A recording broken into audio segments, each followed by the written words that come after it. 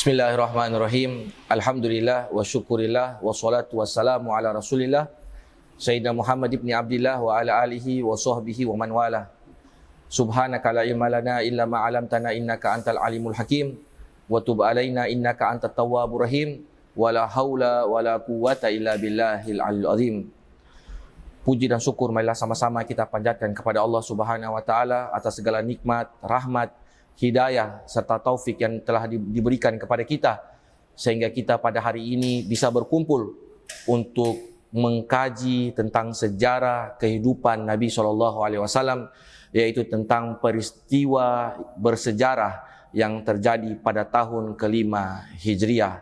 Tentunya di dalam kehidupan Nabi SAW, di segala sisi kehidupan Nabi SAW, di dalam sejarah kehidupan Nabi SAW terkandung pelajaran hikmah yang sangat berharga yang bisa kita ambil.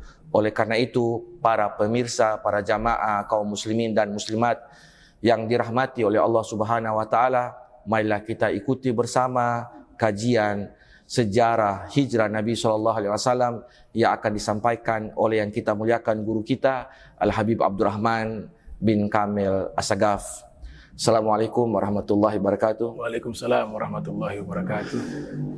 Bib, di dalam kehidupan Nabi SAW tentunya pasti mengandung hikmah pelajaran yang sangat berharga, dan keunikan daripada pribadi Nabi SAW dibanding dengan para tokoh atau manusia yang lain, sejarah kehidupan Nabi SAW tercatat begitu lengkap dari mulai sebelum beliau dilahirkan, setelah beliau dilahirkan, hingga beliau meninggal dunia, semuanya dicatat oleh para ulama. Dan tentunya di dalam seluruh tahapan sejarah kehidupan Nabi SAW tentunya mengandung pelajaran hikmah yang sangat berharga yang bisa kita ambil. Oleh karena itu pada kesempatan kali ini kami meminta kepada antum untuk bisa membahas tentang peristiwa sejarah yang terjadi pada kehidupan Nabi SAW di saat pada tahun kelima daripada hijrahnya beliau SAW. Pada Habib Abdurrahman bin Kamil As-Sagaf kami persilahkan. Assalamualaikum warahmatullahi wabarakatuh. Waalaikumsalam warahmatullahi wabarakatuh. Alhamdulillahi rabbil alamin. Allahumma salli wa sallim ala sayyidina Muhammadin wa ala alihi wa sahbihi ajmain, amma ba'du. Alhamdulillah, di pertemuan kali ini kita melanjutkan pembahasan Sirah Nabawiyah, tepatnya di tahun 5 Hijriah. Mungkin sebelum memulai kajian, kitab yang kita gunakan untuk membahas Sirah Nabawiyah yang saya susun waktu itu khusus kepada para mahasiswa-mahasiswi di IAIN Ternate, khususnya di Mahat. Jadi saya beri judul Al-Mufahras Tarikhi Minal Qamus Al-Ikhtisari. Jadi ini adalah rangkuman daripada peristiwa-peristiwa bersejarah yang terkait dengan biografi kehidupan Rasulullah Muhammad sallallahu alaihi wa barak wasallam. Di pertemuan yang lalu saya review kembali ya, pada tahun 4 Hijriah itu ada peristiwa-peristiwa yang penting ya, saya simpulkan. Yang pertama, wafat dari Zainab binti Khuzaimah, yang tidak lain beliau adalah istrinya Rasulullah. Jadi istri Rasul ketika Rasulullah masih hidup yang meninggal dunia hanya 2 orang. Yang pertama Sayyidah Khadijah, dan yang kedua Zainab bintu Khuzaimah. Nah, selebihnya Rasulullah SAW wafat, baru mereka meninggal, selebihnya daripada istri beliau. Kemudian di tahun 4 juga Rasulullah menikah dengan Hindun ya.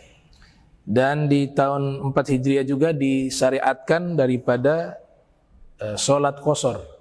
Nah, itu terjadi pada tahun 4 Hijriah. Sebagaimana yang difirmankan oleh Allah Subhanahu wa taala di surat An-Nisa ayat 101, Wa idza darabtum fil ardi falaysa 'alaikum junahun an taksuru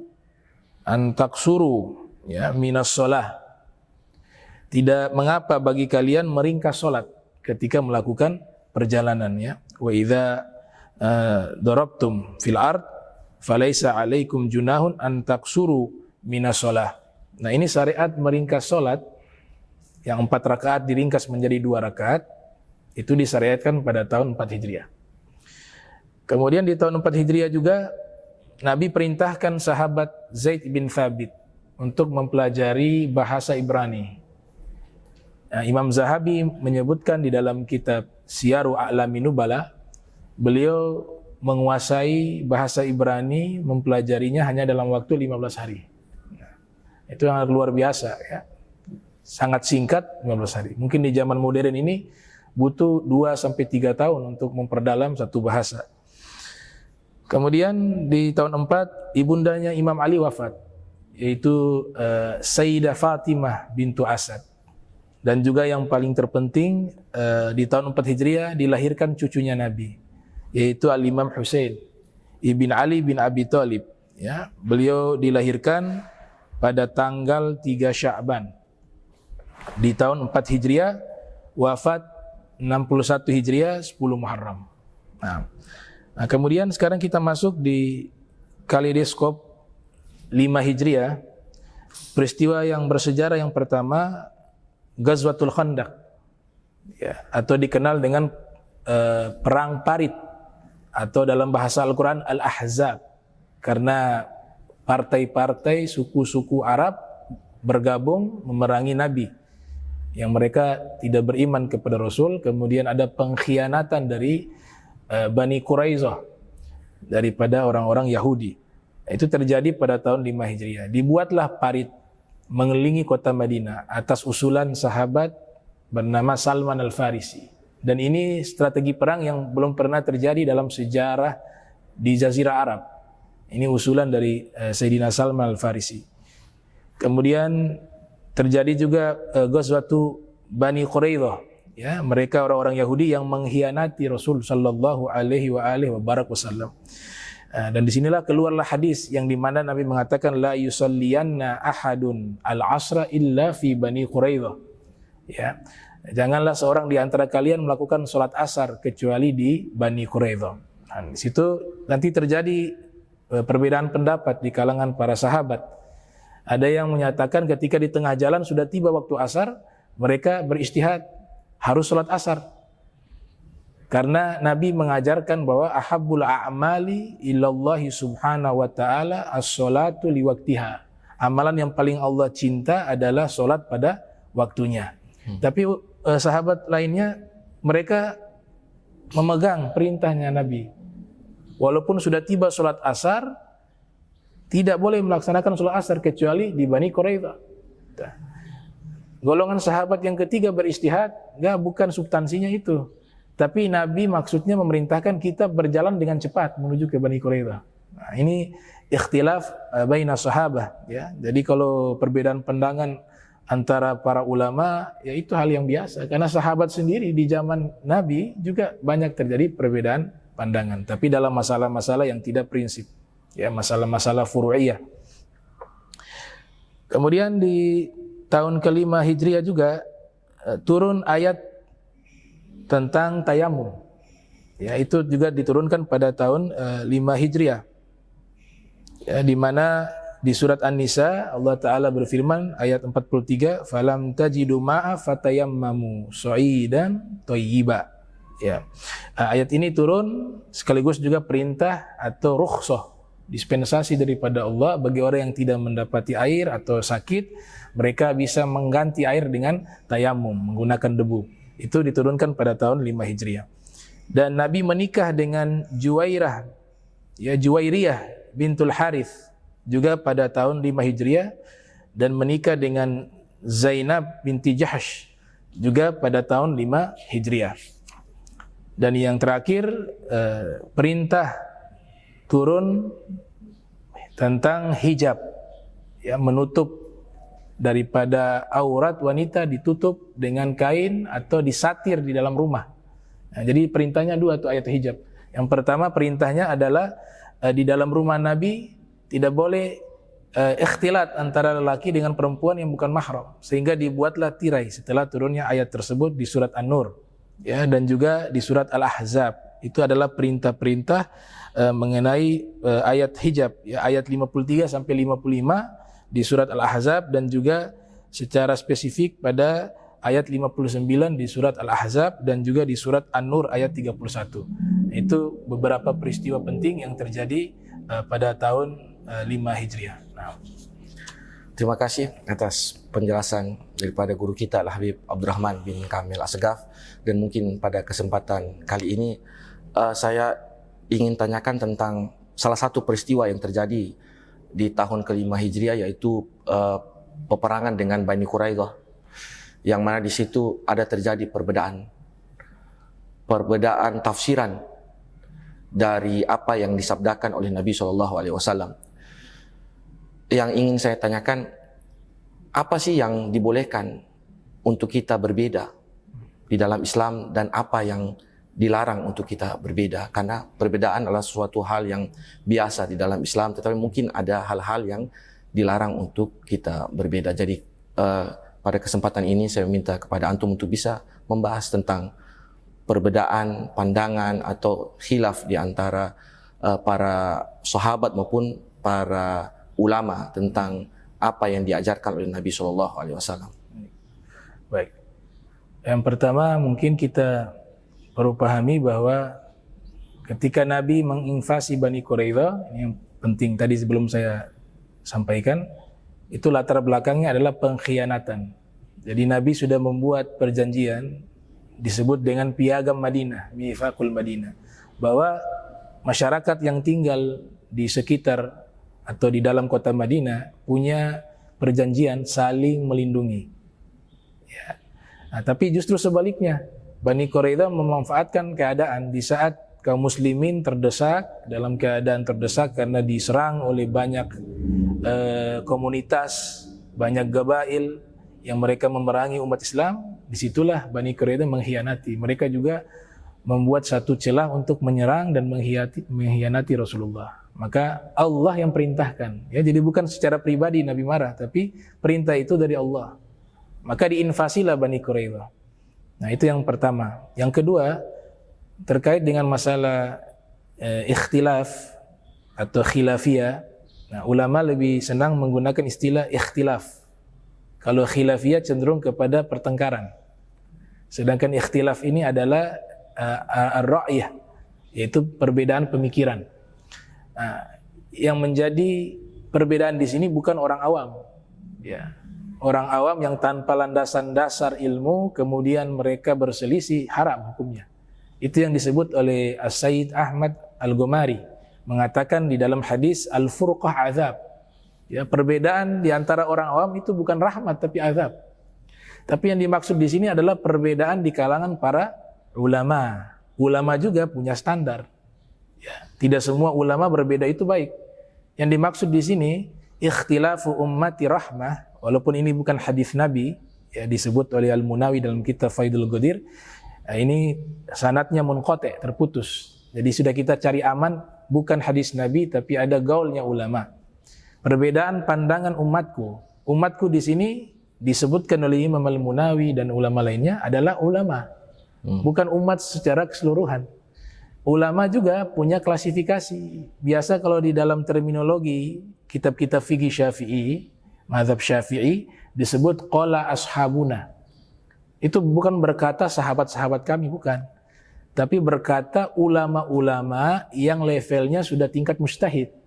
Bagi mereka itulah perbedaannya menjadi rahmat. Nah, jadi tidak semua, bahkan untuk ulama juga diklasifikasi. Ya, ulama yang levelnya belum setingkat mujtahid tarjih atau mujtahid muqayyad atau mujtahid al-hafiz lil madhab, mujtahid yang menjaga madhab atau mujtahid yang diizinkan untuk fatwa dengan syarat-syarat terpenuhi dari mereka. Mereka itulah ketika berbeda rahmat bagi umat. Nah, sehingga Syekh Muhammad Ad-Dimishqi menulis satu risalah berjudul Rahmatul Ummah fi Ikhtilafil A'immah. Nah, sebenarnya judul kitabnya ini sudah mentafsirkan makna riwayat tersebut. Perbedaan umat, rahmat bagi umat di dalam perbedaan para imam. Nah, jadi seperti itu. Yang saya ingin tanyakan juga, tadi pada tahun ke-5 Hijriah juga terjadi suatu peristiwa, yaitu peperangan Khandaq. Yang mana peperangan Khandaq ini kaum muslimin diperintahkan oleh Nabi Sallallahu Alaihi Wasallam untuk membuat parit. Dan ternyata strategi untuk membuat parit ini adalah merupakan strategi yang diusulkan oleh sahabat Nabi Salman Al-Farisi. Yang mana kita ketahui bahwa Rasulullah SAW tidak berbicara sesuatu melainkan itu adalah wahyu dari Allah Subhanahu Wa Taala.